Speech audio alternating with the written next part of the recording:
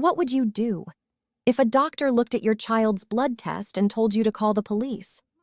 Not a specialist, not another doctor, the police. That's exactly what happened to me. Before we continue, please hit the like button, subscribe to the channel, and turn on the notification bell for updates.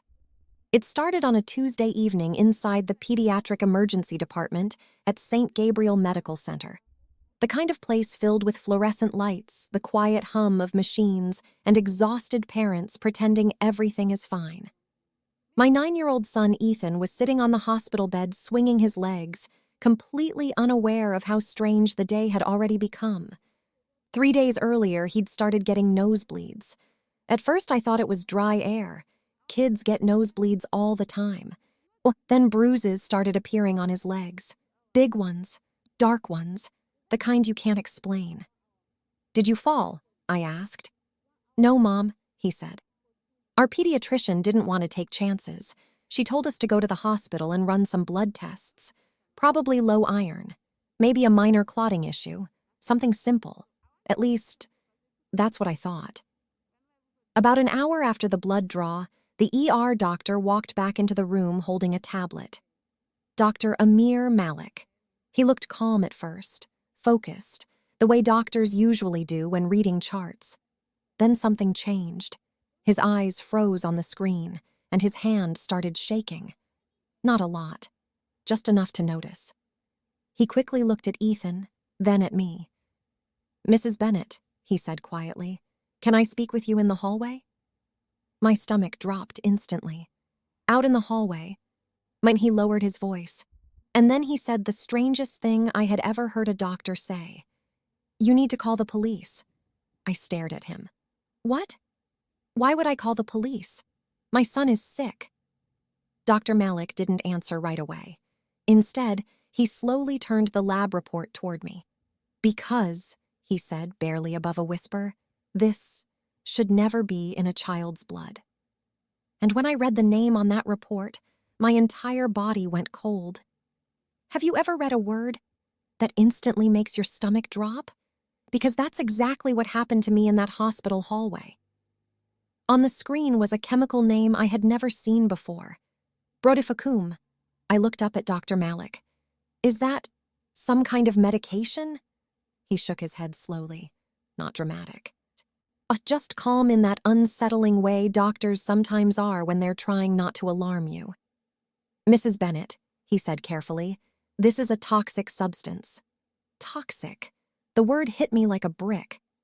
"What kind of toxic substance?" I asked. For a moment, Dr. Malik hesitated, like he was deciding how much to tell me all at once. Then he said something I will never forget. "It's commonly used in rat poison." Rat poison. I actually laughed for a second, not because it was funny, but because it sounded so ridiculous.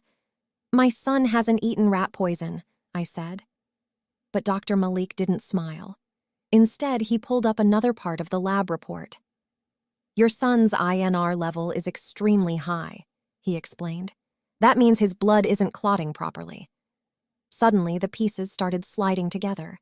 The bruises, the nosebleeds. It's the tiredness he complained about after soccer practice.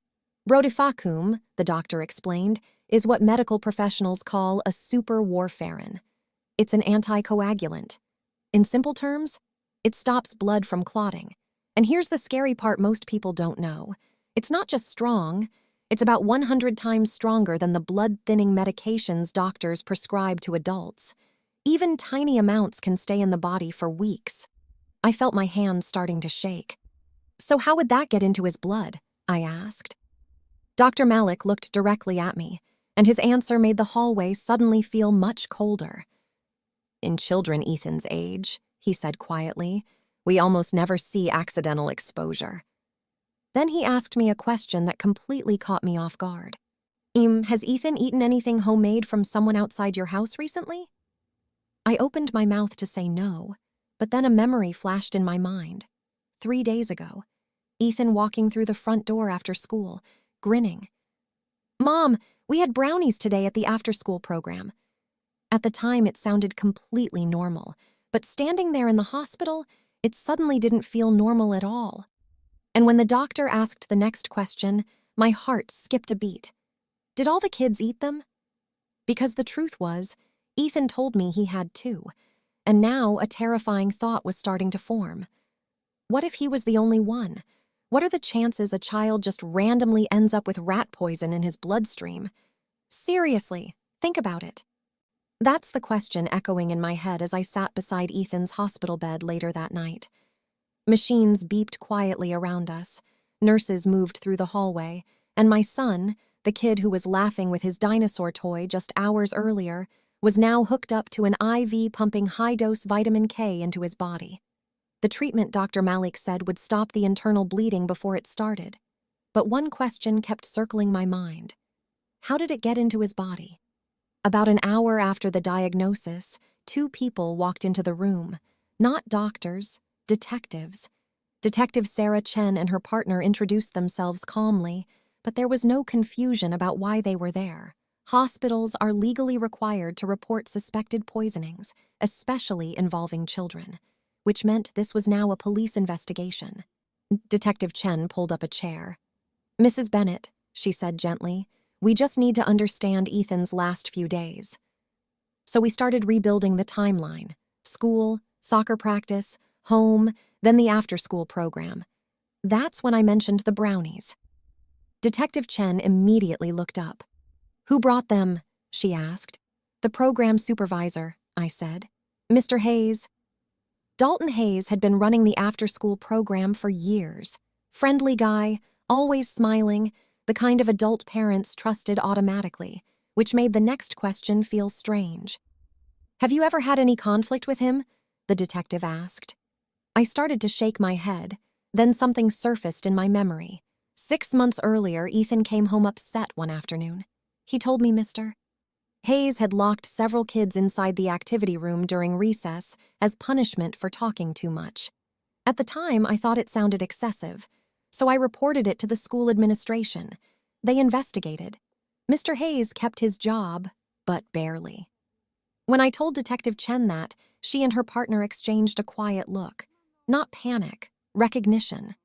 Then she said something that made my chest tighten. "You're not the first parent we've talked to about this." Apparently 2 months earlier, another hospital across the county treated a child with the exact same toxin in their blood. Brodifacoum.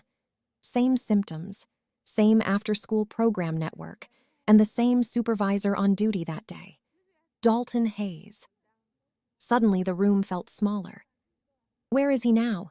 I asked. Detective Chen's expression hardened slightly. "That's the problem." Mr. Hayes hadn't shown up to work that morning. He called in sick, but when officers went to his apartment an hour ago, they found something that turned this from suspicion into something much darker. Inside his kitchen cabinet were 3 open boxes of rat poison, and taped to the inside of the cupboard door was a handwritten list of children's names. My heart stopped when the detective told me what they saw. Ethan's name was circled.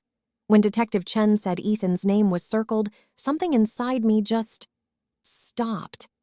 You know that feeling when the world suddenly goes quiet? That's what it felt like in that hospital room. The machines were still beeping. Nurses were still walking past the door. But all I could think about was one thing. Someone had actually targeted my child, not an accident. Not bad luck. A decision. Detective Chen explained that after finding the rat poison and the list of names, officers immediately issued a warrant for Dalton Hayes. By early the next morning, they found him. Not at his apartment, not at the school, at a small roadside motel about 40 miles outside the city. And what they discovered inside his car made the situation even more disturbing. There were baking trays, mixing bowls, sugar, flour, chocolate chips, and more unopened boxes of rat poison. Investigators believe Hayes had been preparing snack days at different after-school centers. Small treats for the kids, brownies, cookies, cupcakes, normal things. But hidden inside those recipes were tiny amounts of brodifacoum, enough to make children sick slowly. Unexplained bruising, nosebleeds, fatigue. Symptoms that could easily be mistaken for something else. According to police, Hayes had become obsessed with parents who filed complaints against him. Instead of confronting them, he targeted the people he believed would hurt them most, their kids. Ethan spent 6 weeks on high-dose vitamin K therapy to flush the poison from his body. Doctors said the amount he ingested was serious, but because we brought him in when we did, he recovered fully. And I still think about that moment in the hallway, the moment everything changed. Dr. Malik staring at that lab report, his hand shaking.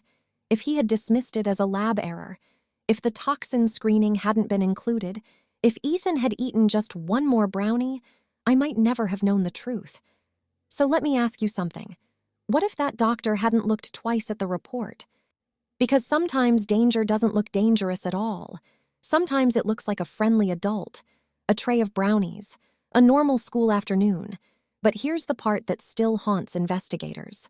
Police later discovered that Ethan's name wasn't the last one on Hayes' list. There were 3 more circled underneath it, and one of those children was scheduled to attend the next snack day.